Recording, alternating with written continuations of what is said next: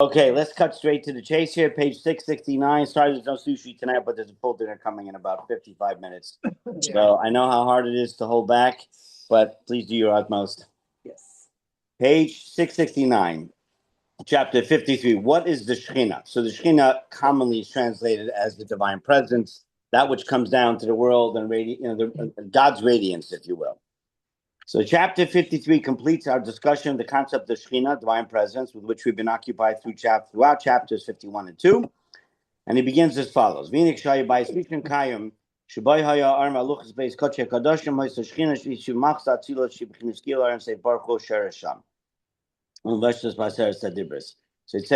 when the first temple existed, it contained the ark and the tablets in the most sacred chamber, the Holy of Holies, right, in the ark itself. And the Shechinah, which we had learned in chapter 52, is, quote, Malchus of Atzilus. It's the lowest level of the world of Atzilus, the highest world of Atzilus, but the lowest level within it. An overt disclosure of the blessed infinite light rested there and is manifest through the Ten Commandments on the tablets. With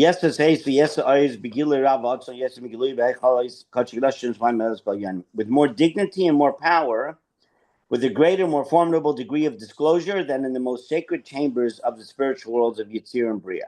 So he talks about this concept. The terms that you'll see he's going to use here are degree of disclosure. What does it mean, disclosure? Is there a non-disclosure you have to sign and disclosure? What is disclosure? So there's a level of godliness which supersedes that of the Shechinah, known as the infinite light of God. It's a level of godliness which is too intense to be able to come down and be manifest in anything. Forget the physical world, even the spiritual worlds. It supersedes all of that. The Shechinah, what we call the divine presence or the radiance of God, is now a level of God, sort of a step down, if you will, for lack of a better term. Still an extremely potent and powerful level of God, but at least in potential, even if not in actuality, but in potential, it has the ability to start to relate to various spiritual worlds, for starters. So finally, after much progression, it comes down to the world that we live in. Because the Shekhinah manifests in this physical world through the Ten Commandments on the tablets, which incorporate the whole Torah. So even though the tablets were only, how many commandments were on the tablets? 10. So how does it incorporate the entire Torah? So it's explained that how many letters, you may not know this, but how many letters are there in the Ten Commandments? Trivia question. Ooh. 600. You're close. 630. Almost. 620. So, exactly. So 613 biblical commandments and the 7 rabbinic commandments are made up, albeit esoterically, they're all within those 10 commandments. Rabbi, can I interrupt for 1 second just to take a picture of this historical vision? Yeah. How's my hair look? It look okay? I'll have it out with your stylist. If you don't, you do a little Photoshop, make you look good. Take off about 30 pounds. Thank you. Okay. Because the Shekhinah manifests in this physical world through the Ten Commandments on the tablets, which incorporate the whole Torah, which emerged from upper, page 670, upper Chachma, that vastly transcends the manifest world. So we talked about earlier on, Tanya, about the concept of Chachma, which is wisdom. There's God's wisdom, divine wisdom. And Chachma Ilah, it's like supernal wisdom. It's the highest levels of God's wisdom, whatever that means. Albeit, obviously, it's an anthropomorphic statement. God doesn't have a mind, a brain like we do. But there's a concept of Chachma, of God's divine wisdom. As we learned in chapter 52, the Shekhinah is in essence a disclosable energy, fundamentally compatible with the created worlds. That's why Shekhinah is associated with the manifest world, meaning the energies which are accessible to us. Torah, on the other hand, is rooted in upper Chachma, in a higher place, which is an elusive, non-disclosable, and hidden energy of God. But since the Shekhinah shines in this world through the Torah, the tablets, the disclosure is intensified. So basically, the Torah through the Torah, you're able to bring down this level of divine wisdom, which otherwise could not come down to this world.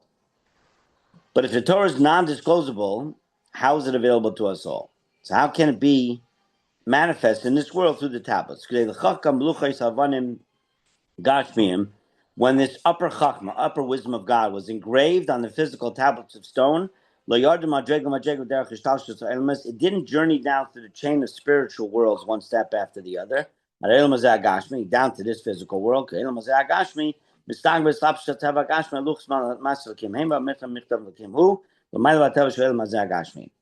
because this world functions through the filter of nature. Remember, the whole transcendence process where godliness comes down through tzimtzum, through contraction in the highest levels and gets diminished more so or concealed more and more and more and more. So finally it comes down to the physical world. That's generally how godliness comes down to anything in our world.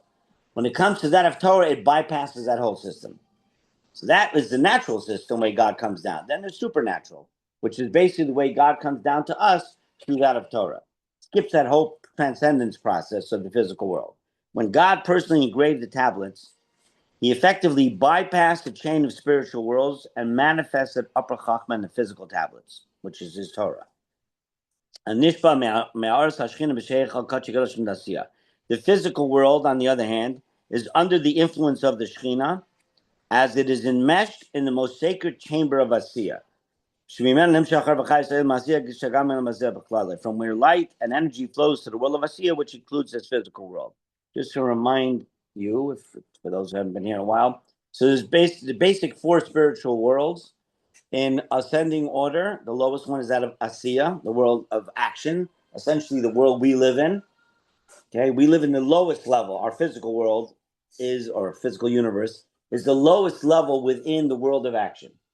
The next world above, and each world is comprised of 10 different spheres, 10 different levels. The next world above us is the world of Yetzirah, which is the world of formation. Then the world of Bria, in ascending order, the world of creation. And the highest of the four is the world of Atzilut, which is the world of emanation.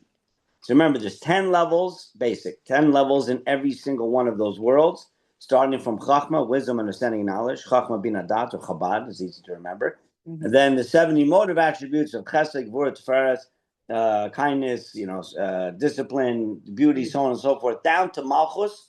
Malchus or Malchut, which translates as sovereignty, is the lowest level in every world.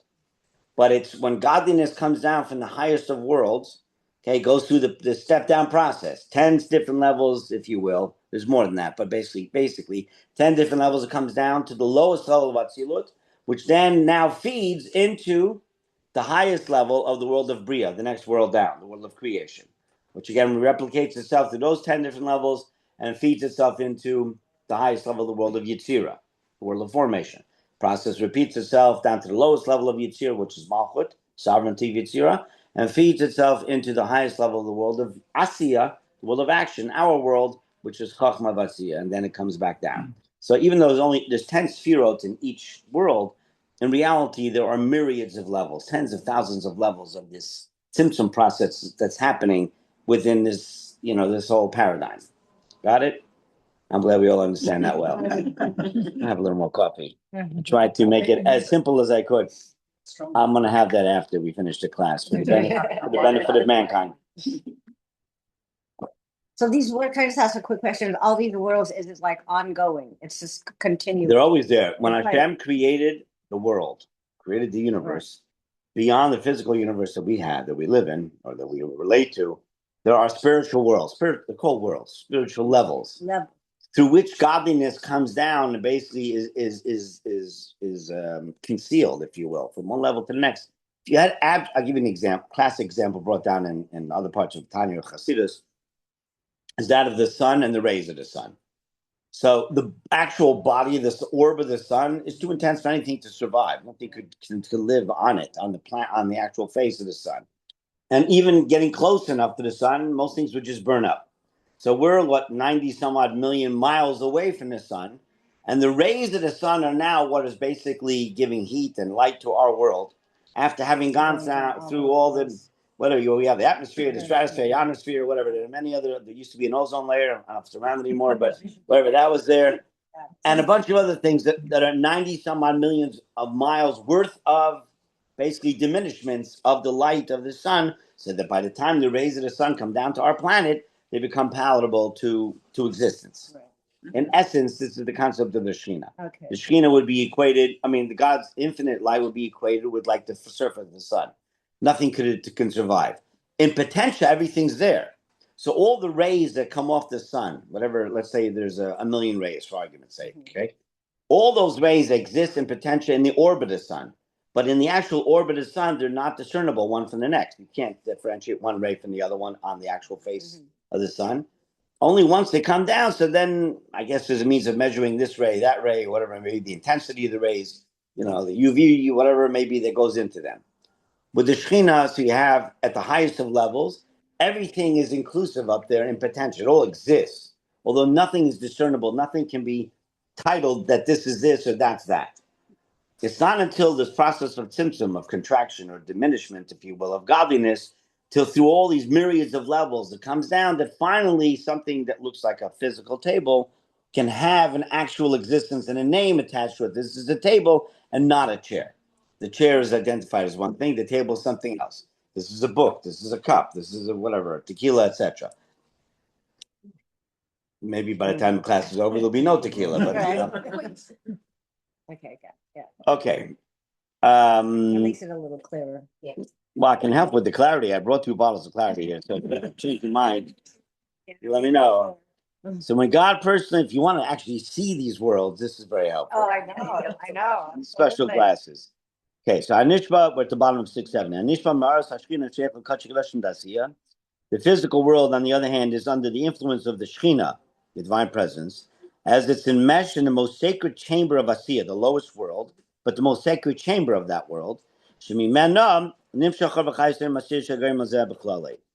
From where light and energy flows to the world of Asiya, which includes this physical world.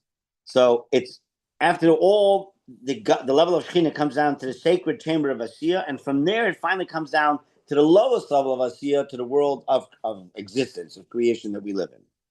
The final result of this chain descent of worlds is what we call nature. I mean, it's God's nature. In this lowest of worlds, the world of Asiya, of action, nature is governed by the flow of divine energy of Shekhinah, which first enters the world through the most sacred chamber of Asiya. So it's already having gone down through a number of worlds to get there, but once it hits the most sacred chamber of the world of Asiya, spiritual chamber, so then it becomes diffused more so until it can finally come down to the physical planet that we live on, or something in our universe. So the Torah's light, page 671. The Torah's light bypassed nature or Asiya. That's the Torah's light. It didn't go through that normal system. But as the Tanya will now clarify, it did not bypass all of the created worlds, just the lowest 2, that of Yitzir and Asiya, the world of formation and action, but not the highest created world, that of Bria. But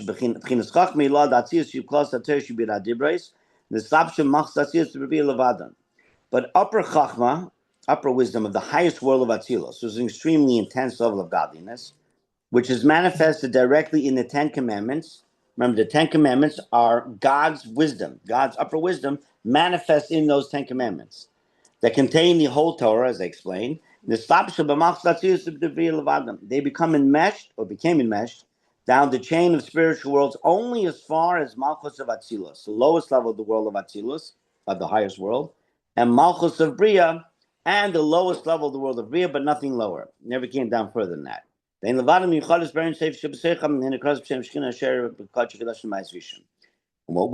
Shechinah, that rested in the Holy of Holies in the first temple, consisted of them alone, which is what?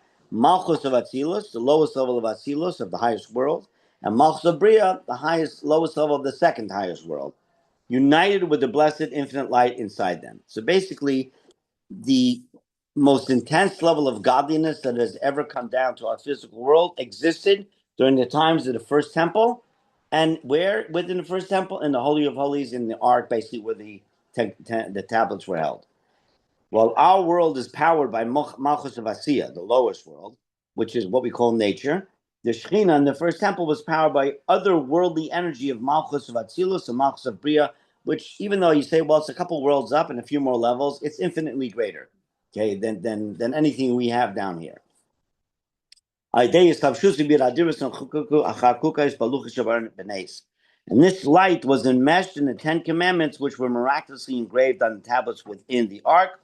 What does it mean they're miraculously in the tablets? Because, for example, the tablets had 10 Commandments, right? 620 letters, some of which would be a mem, a mem, like a kind of mem looks like that, kind of squarish, or a samach, which is rounded. So if you were to engrave, and it says that the luchos, the tablets were engraved through and through. They were able to be read from both sides, which is a physical impossibility. Because if you engrave a letter all the way through on one side, it'll look backwards from the other side. But God is not limited to our imagination and our world. And that's the way it was. But it's explained how that when you have the letter Samach, for example, a round letter, which if you bore through, let's say, this cup all the way through from both sides and it had a Samach, what's going to happen to the circle in the center? It'll fall out, right? There's nothing holding it, right? If you're cutting through a stone, through and through, and you're making a circle, so then the center of the circle is going to fall out. Nothing's going to hold it up.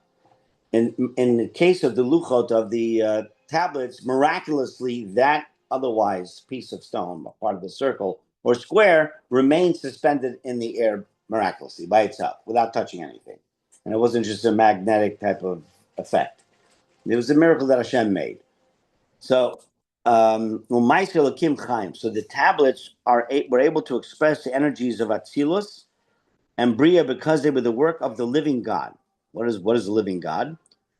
And is there a dead God? I mean, what exactly is the living God? The term living God referring to Bina, which is cognition or understanding of the world of Atzilus, which is the unmanifest world. As we have learned, Bina of Atzilus takes expression and nests, quote, in the world of Bria, as is familiar to those knowledgeable in hidden Kabbalistic wisdom. If you didn't understand this, it's not a problem. Because honestly, it's a very deep Kabbalistic concept, which is known strictly to the holy roller Kabbalists, has had this whole Bina thing nest within that world, so on and so forth. But the point of the matter is, it's a form of godliness, a very intense level of godliness, and it comes down now into this world of Bria, down from the highest world to the next world. The above discussion related specifically to the first temple. So what happened to the second temple? Was godliness as intense? The intensity of godliness, was it the same in the second temple as it was in the first temple? No. No, it was not. Vayasheni, page 672. Vayasheni, so what was missing? There was a few things the second temple didn't have that the first temple did have. What would be some of them? The tablets. Ark and the tablets. The ark and The ark and the tablets were not there. They were hidden. They're still around someplace. It says when Solomon built the first temple, prophetically, he knew that the temple would be destroyed at some point, and he built like tunnels, essentially, underneath the Temple Mount, and somewhere in those tunnels, if you will, is where the ark, the tablets, and a few other, the anointing oil, a few other Aaron's staff, Moses' staff, they're all hidden in there. But the second temple didn't have them. They were hidden before the first temple was completely destroyed. And yes, they're doing all kinds of excavation and what have you, but they have not found it yet. The answer to that was going to cover the next question. And my humble understanding would be is that they're not going to find it until God wants them to find it, with as much as they've excavated, and they've excavated a tremendous amount. But still in all, you're only going to find what God wants you to find. Right. And when Mashiach comes, though, we're going to get that back. Perish Madrega Shechinah. However, the sages didn't mean to say, I skipped, I'm sorry. And in the second temple, where the ark and tablets were absent, our sages of best memory taught that the Shechinah did not rest there. What does it mean? God wasn't there? It's not what it meant. Perish Madrega Shechinah means that the level of Shechinah which rested in the first temple wasn't present in the second temple. In other words, the Shekhinah's presence in the second temple didn't bypass the chain of worlds like it did in the first temple, came down supernaturally. Rather, in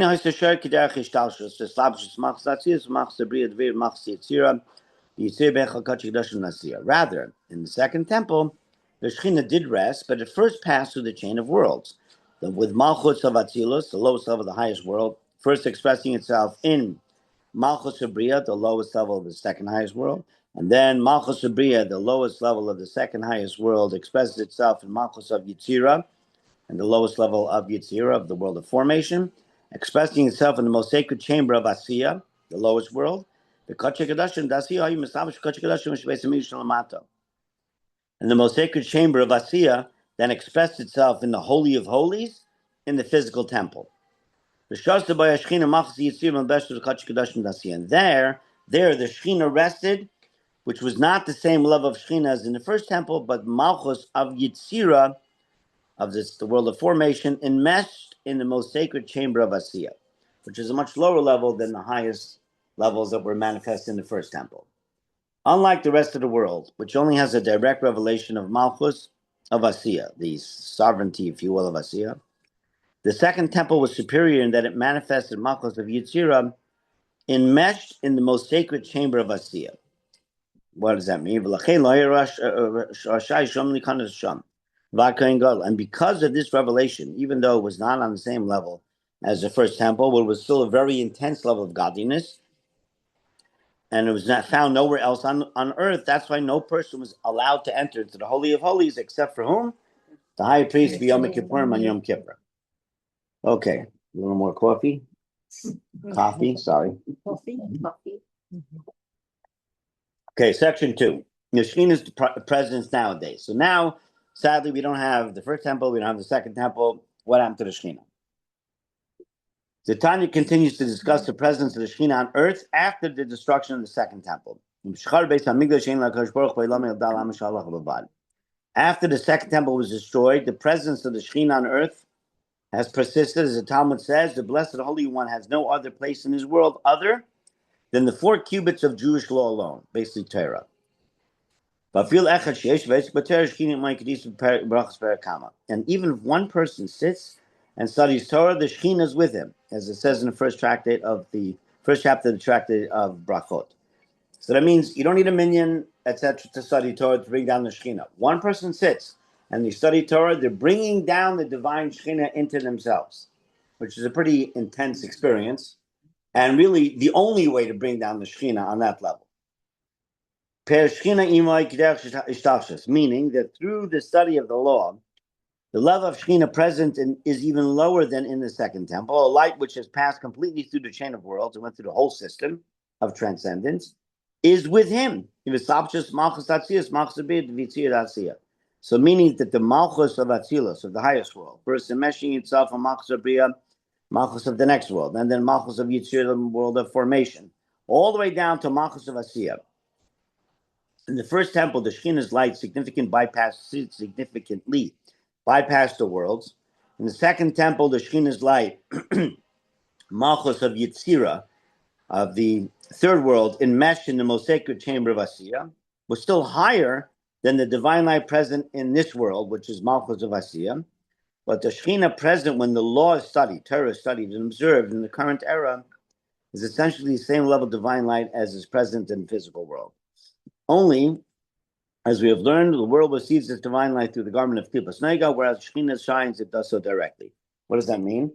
That the world at large, if you remember what Klippas Nega is an admixture of good and bad, more bad than good, but nonetheless, it's not evil.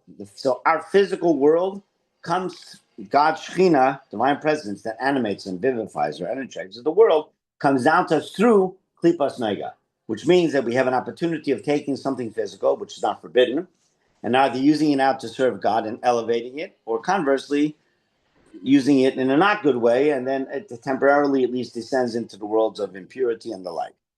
Okay, that's Klippas Nega. So he explains here, though, when a person studies Torah, it comes to you directly. It's not going through this whole Klippas Nega thing. You study Torah as a direct beam. Beam me up, Scotty. All right? Why must the Shekhinah manifest itself through Malchus of Asiya? So why does it have to even come down to the lowest level of the world of Asiya, of the lowest world? Why didn't you skip all that? I mean, really, God wanted to. So the Tanya explains, page 674, because virtually all the 613 commandments of the Torah are practical mitzvot. You have to do something. It's not just like thinking about them. Since most Torah activity occurs in the sphere of action, for the Shekhinah to be present in the 4 cubits of the law, it must be manifest through the spiritual energy which powers the world of action, right? We live in the world of action, which is Malchus of Asiya. And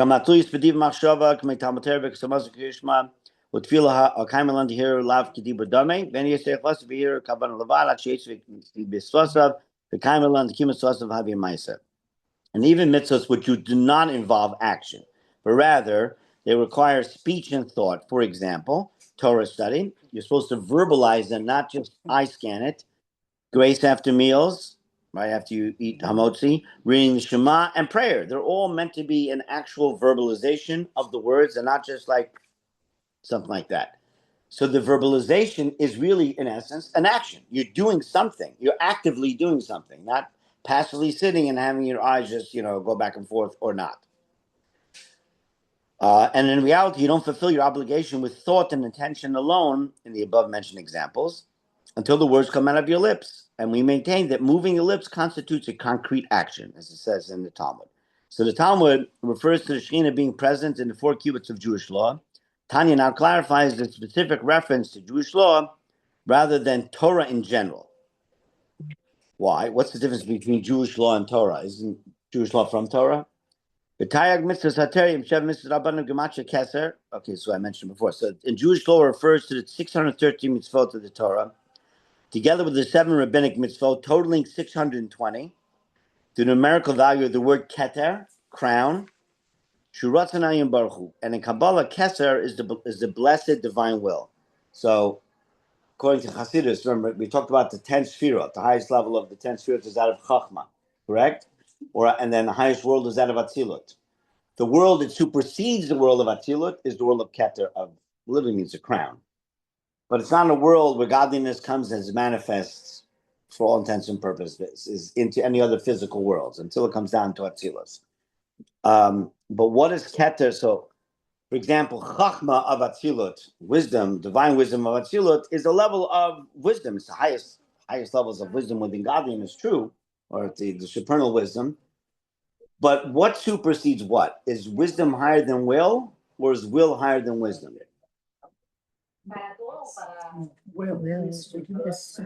Person's will. Is that a higher level? Would you assume that comes from a higher place than your wisdom, or your wisdom comes from a higher place than your will? Wisdom comes from a higher place. First. Wisdom. But will Is everything that you want logical? No. So that would mean that it's not limited to your wisdom, right? Will. So by extension, your will comes from a higher level, because at times we want things which are just super rational. That makes sense. It's not. Why do you want it? Cause. Have you heard of cause? Just because. Some people can call it impulse shopping. At a very simplistic level, you go to a store, you buy something. Do you need it? No. Do you want it? Yes. Why do you want it? I don't know. I just want it. Go explain to somebody why you want it. It's a very base understanding. But on a much deeper level, when it comes to a person's will, when we desire something, we at times will do things which defy any human logic, to the extent that historically Jewish people have given up their lives for the sake of serving God, which made no sense physically. I can just tell them I'm a Christian, I'm a Muslim, I can be anything you want, just let me live, right? But yet, and still in all, they're willing to give up their life, which is not rational. Why? Because their will to not be separated from God was greater than any rationale that they can come up with.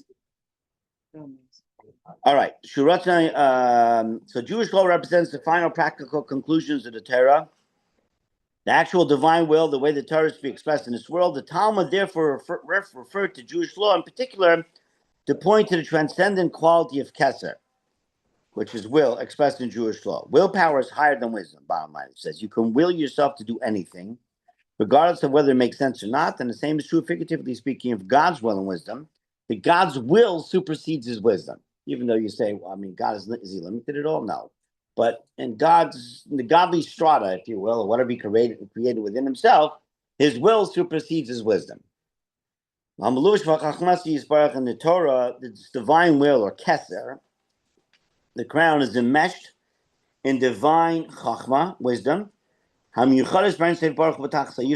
keser and chachma are merged with the blessed infinite light and perfect unity, which is a level higher than the Shechinah. I got a question. Yeah, only one? I know you're on the slide. So will versus wisdom, so thought, speech, and the world. Like, there's Would this come whole down to generation slower. who live in All speech and digital action world are garments of the soul, and are not connected, like which is different than Rav so Shimon. Can you just mute yourself? Thank you. it's just a good reminder. The 3 garments of the soul are garments to the soul, but the soul itself has 10 different levels, 10 powers to it. The will, the thought, speech, and action are the kind of vehicles by which those 10 powers of the soul can be expressed. Okay. You follow? Hi, Rabba. Buenos noches. You're welcome. Sure, we got a chair in the back. Okay, so so in the Torah, the divine will, Kester is the mesh in divine Chachma, page 675. And both Kester and Chachma are merged with the blessed infant line of perfect unity. But what? So that's in terms of the written law, Torah itself. How about the oral law? So what's the underlying difference between the written Torah and the oral Torah? See the happening place. This is the happening place. This is where it's all happening. What's the underlying difference between the written Torah and the oral Torah? It's one Torah. It's not like we got two Torahs. Right. So what's in reality? What is the difference?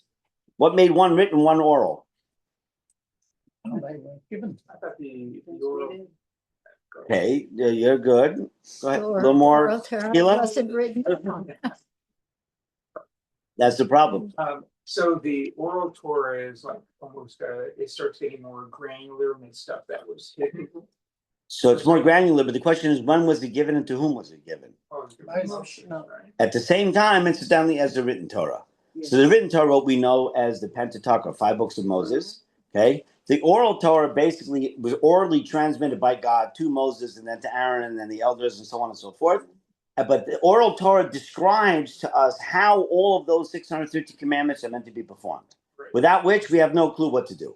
Classic example, the mitzvah of mezuzah, right? We read it every day in the Shema, the last line, the first paragraph of the Shema, Uchtavtam al mezuzot beitecha v'sharach. You shall write them upon the doorposts of your house and your gates. Now, if the oral tradition didn't tell us how to make a mezuzah, what are you going to take a pen or whatever it is, a feather, and write something on your doorpost? What would you even write? I mean, like, hi, welcome to my home. You know, the number to the safe is on the dining room table. What are you going to write there? Sort of how to execute on it. So it's the complete execution on the written Torah. So the oral Torah tells us that the mezuzah has to be written on parchment, has to be these words have to be on it. Tells you where on the doorpost it's supposed to be, so on and so forth. And that applies to every single mitzvah. So now, going back to the oral law. What of the oral law? Does this also share the spiritual intensity of Kesser and Chachma? Talk about the written Torah as being God's will and God's wisdom, which comes in the direct line from the highest levels of godliness, from the Orient Sof, from the infinite level of light of God. Does that also apply to the oral tradition, or is it only applicable to the written tradition? So he answers, "V'Hashem b'chachma yasa aretz." God, through Chachma, through wisdom, founded the earth. He touched about past. So the earth is referring to the oral law, as it says in the Zohar. Like the written law emerged from the upper Chachma, as the Zohar states, the father of Chachma, who fathered the daughter, which is the oral law. So like one in a sense gave birth to the next. What does that mean? As manifest here in this world, the oral law is lower than the written law. It is the daughter, not the father, the earth and not the heavens. But in their root, both written and oral laws are manifestations of Chachma energy, of God's divine wisdom, as we have just learned, and it's merged with the blessed infinite light in perfect unity. In other words, both written and oral Torah ultimately come from the source, the very top, the tippy top, if you will, of godliness. All right, section 4. Why the Shechinah needs oil. Having spent the last 3 chapters discussing the concept of Shechinah, the Tanya returns to the issue that concerned us at the beginning of chapter 51, where we sought further clarification of the teaching attributed to a child. It's called the Yanuka in the Zohar. It doesn't mean a physical child. It's a level of understanding. A person should not walk 4 cubits with his head uncovered. A man shouldn't walk around 4 cubits, like 6 feet, without a yarmulke or without something on his head. What's the reason? Because the Shechinah, the divine presence, rests on his head, and the eyes and words of every wise man are caught on his head, meaning to say, his attention is focused on that which rests and remains on his head, which is upon the Shechinah. When his eyes are there, he'll be aware that the flame lit above his head. The Shechinah is in need of oil, since a person's body is awake and a flame lit above it. In other words, our head is like is accepting, in a sense, receiving the divine presence, the Shechinah. Okay, so for example, when you want to burn a candle, you want to burn anything, so you need oil, right? That's the fuel, so to speak. But the fuel needs to attach itself to something to hold the fire. What is that? That's the wick. That's what we're talking about here. Having the proverbial, not a physical wick, obviously on a person's head. As King Solomon shouts out to us, don't allow oil to be lacking from your head, because the flame on his head needs oil, referring to good deeds. Those are your mitzvot. So now we've clarified the term Shechinah at length. We can return back to the Zohar. So this discussion helps us clarify the statement of the child of the Yenuka in the Zohar. Again, it's not a physical little kid, because if you understand what a Yenuka is, it couldn't be a little kid. Someone who's extremely steeped in very deep levels of Torah and elements of mysticism. The Nahira Yilad, so he explains in, I'm sorry, page 676, Mishka, that the spiritual flame lit above his head, which is the Shechinah. So that, remember, the spiritual fire that's lit above our head is what? Is the divine presence of Shechinah, and it needs oil. It needs to be able to burn. What's the oil? What keeps the divine presence on me? People talk about the fact, I would love to be able to connect to God. So, it's not like an 800 number. So, okay, dial 1-800. Hi, God, how are you? Or you write a letter, dear God, and George Burns answers it, or whatever they. Okay, you can try that, but it's not going to get you too far. What? Exactly. If I want to have a constant daily, literally daily, and multiple times through the day connection to God, it's by ensuring that the divine presence that's there has oil to burn on my head, so to speak, to be able to connect.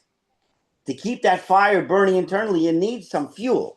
So what is that fuel? On page 676. Meaning that this flame of the Shekhinah needs to be enmeshed with Chachma, which is God's divine wisdom, since Chachma, as the Zohar states, is called holy anointing oil. The Inun of Evadim Tavin, so the Yenuka interprets the oil as these good deeds, which are the 630 mitzvot which flow from God's chachma into this world. Remember, all the mitzvot are part of God's wisdom. They're taken from Torah. So as to keep the flame of the Shekhinah attached to the wick. I always want to have God's divine presence burning on top of my head.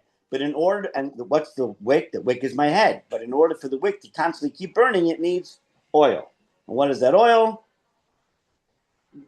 One more time. Mitzvot. Very good. Excellent. Extra scotch for this man and lady. All right.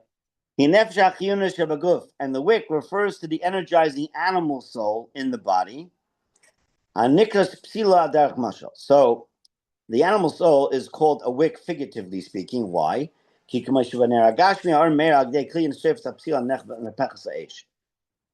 as with a physical candle, light shines as a result of the destruction of burning of fuel in the wick, right? At some point, the fuel it's gone, it's burned up, which is transformed into fire. So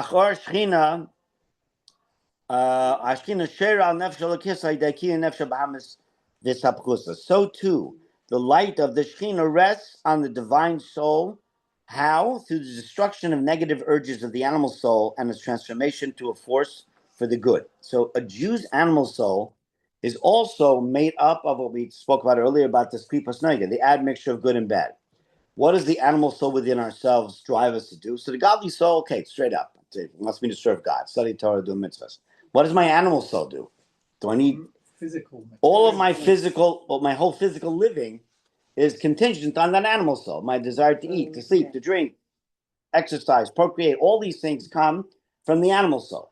The question is now, how am I using out my animal soul? Am I using it? Am I eating these wonderful fat-free chocolate chip and cinnamon danishes for the sake of serving God so that I have energy to listen to Rabbi Hanoka try to explain some esoteric concept, which either I got or don't, or I just love eating danishes and I pack it on, you know what I mean?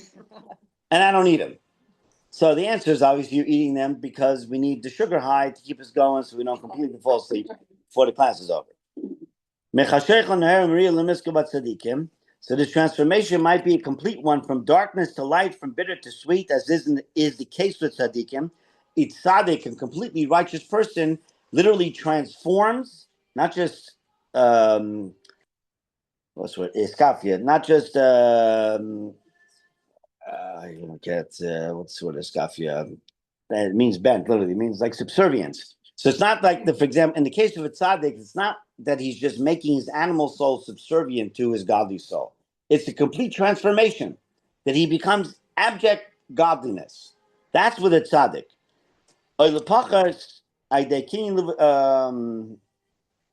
לפחד הידי כן לבשע שהמחשב דיבר מייסר סבחוסן מחשב הקליפס הרבה אין סף ברחם לבש מיכל מחשב דיבר מייסר של תייג מסר בבינם. Or at least, in the case of the Beinanim, remember that's the name of the book of the Beinanim, through the destruction of the animal soul's garments of thought, speech, and action, and you asked about the garments, and their transformation from the darkness of klipot, okay, that which conceals God, to the light of God, the blessed infinite one that's found in and united with the 613 mitzvot of the Torah. So, for example, you mentioned the machshava dibur ma'aseh, thought, speech, and action. Those are garments of my soul. Those are the vehicles, the conduits by which the powers of my soul can express themselves, either through thought, something cerebral, speech, verbally, or ma'aseh, action. So the question is, I can think in reality, can you control what you think? No. Yes. You can try. Not do you control, can you control? We can, yeah. Yes. So in concept, we can. It's very difficult. You can't shut your mind off as much as times we'd like to just, put it on pause. It doesn't work. If it's on pause, it never starts again, generally speaking. So, Right. you know what I mean? It's just, but in reality, with enough discipline, a person is able to, this is like a life of a tzaddik, is able to fully control essentially all of his or her thoughts 24/7. Now, that's a very high level to be able to reach. Full control. That means that I can consciously decide what I'm going to think, when and where. That's the penultimate level to reach, which few people will, but at least gives you an idea. When it comes to speech, can you control what you say? Yes. Yeah. Do we control what we say? Don't have to answer the question. Confessions on Sunday. But in reality, most people don't necessarily control what they say. You'll pardon the expression. It's on video, but some people have what they call diarrhea of the mouth. It's just, running around. It doesn't stop. I didn't mean to ruin your dinner. We haven't eaten yet anyway. But in reality, we could fully control what we say if we want to. If we think about what we say before we say it, then we can control it. We don't have to slander. We don't have to say lashon hara or rechilot or anything along those lines. And all the more so when it comes to action. Well, action is a little more easily understood. I can control what I do, what I don't do. So I don't involuntarily just decide to sin. There's usually or not sin. I have a choice. Page 677 in English. So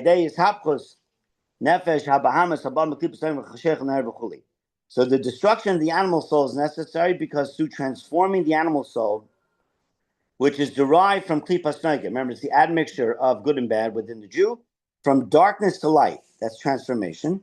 The elevation of feminine waters is achieved, human potential is awakened,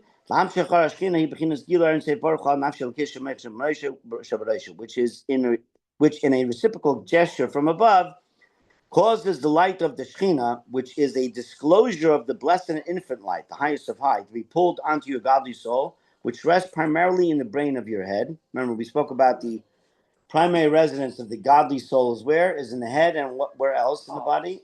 What part of the heart? Right side, the right ventricle of the heart. The animal soul is predominantly in the left ventricle of the heart. So we have the opportunity. It talks about these feminine waters. Again, it's not a physical concept, but in essence, if you're to view it as such, where God is the giver, the male in this case, shining his divine presence upon us, and we are the nukvin, the feminine water is the receptacle, the receiver, if you will, of God's blessings. So when we do what we're supposed to be doing, we transform the darkness to light, the bitterness into sweetness, so on and so forth, working on improving ourselves. So then we're, in a sense, sort of like elevating those feminine waters. Our vessels, our vehicles, wanting to receive God's divine light and thus bringing God's divine light back into our world, into our lives. And this will clarify well the verse, for God your God is a consuming fire. As explained elsewhere, that just as fire can only burn when there's fuel, right? So too, the light of God will only shine on you when it is fueled by Torah observance and the destruction of your animal soul. as much as possible, which really means the discipline. Because in reality, few of any of us are ever going to become a complete consummate tzaddik. If you do, then you'll forgive me in advance for having accused you otherwise. But most of us are not going to get there. Halavai she get to the level of a Beinani. And just to briefly recap, what is a Beinani? A Beinani is a person in reality doesn't even sin. They still have temptation to sin. They still have an animal soul. But the moment the temptation of something evil comes along and knocks on the door, it doesn't even open the door to say, hi, how are you? The door's shut. Doesn't want to talk about it, doesn't want to think about it, doesn't want to, etc. And with this, we are concluding. With God's help, may be blessed and exalted. This concludes the first part of the Tanya, the book of the in-betweeners. Sefer Shal Beinanim. Right.